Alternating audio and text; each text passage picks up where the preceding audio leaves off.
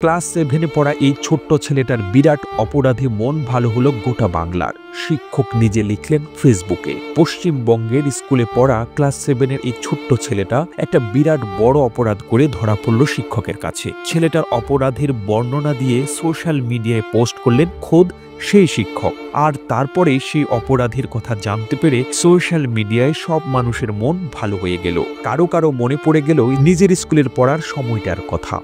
ঘটনাটা উত্তর 24 পরগনার ভাটপাড়া এলাকার অমরকৃষ্ণ পাঠশালা হাই স্কুলের। সেদিন ওই স্কুলের রাষ্ট্রবিজ্ঞানের শিক্ষক শ্রী সৌভিক ঘোষ ইতিহাস পড়াতে প্রবেশ করেন 7-এর ক্লাসরুমে। ক্লাসে ঢোকা মাত্রই ওই ক্লাসের মনিটর সৌভিক বাবুর কাছে নালিশ করল, স্যার এই ছেলেটা টিফিন হওয়ার আগেই ব্যাগ থেকে টিফিন বার করে খেতে শুরু করেছে, কতবার বারণ করলাম শুনলই না। এর পরের ঘটনাটা বরং সৌভিক বাবুর ফেসবুক পোস্ট থেকেই পড়ে শোনাই।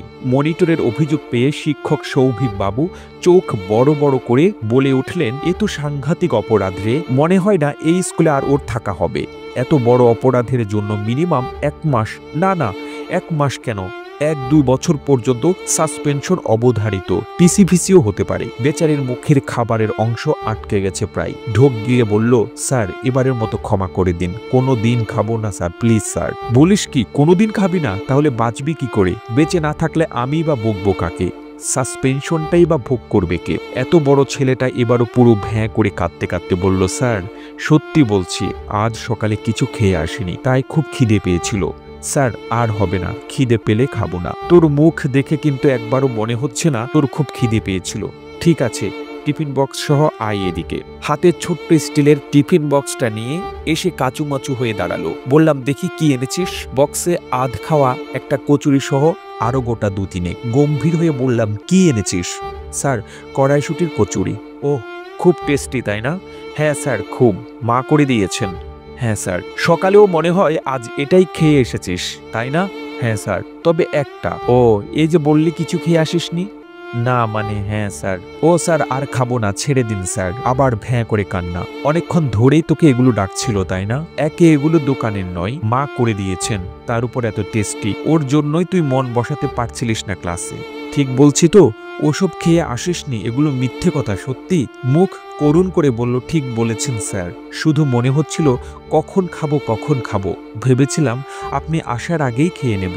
মনিটরকে বলতে ও বলল ভাগ দিতে, দেইনি, তাই স্যার নালিশ করেছে। ঠিকই তো করেছে, আমারও তো খেতে ইচ্ছে করছে রে। আগে হলে একজনকে ভাগ দিতে হতো, এখন 2 জনকে দিয়ে কতটুকুই বা থাকবে তোর বল? খুশিতে উচ্ছ্বসিত হয়ে বলল, না স্যার 3টে আছে, আপনি একটা নিন না স্যার। গম্ভীর হয়ে বললাম, আমি তো ডিসিপ্লিন ভাঙি না কোনোদিন, টিফিনের আগে খাবো না। তবে আজ আমার সকাল থেকে পেটটা কেমন ব্যথা করছে, তাই আমার ভাগটুকু তুই এখন খেয়ে নে, আর ওখান থেকে বন্ধুকে একটু দিয়ে দে, বাকিটা টিফিনে খাস। নিজের কানকেই যেন বিশ্বাস করতে পারছিলাম না। শাস্তি তো নয়, এখন স্যারই ওকে খেতে বলেছেন। হাসতে হাসতে মুখে চালান করে দিয়ে বলল, থ্যাংক ইউ স্যার।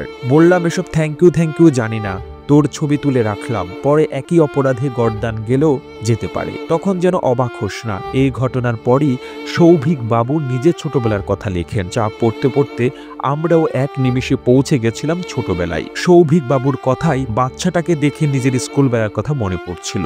মা ভালো কিছু টিফিন দিলে এমনও হয়েছে প্রেয়ারের আগে মুখে চালান দিয়ে টিফিনে কি খাই করে কাটিয়েছি। সময় এগিয়ে গেছে অনেকটা, তার সাথে ছেলেবেলাও। নিজের মেয়েকে দেখি ভালো কিছু দিলেও ফেরত নিয়ে আসতে।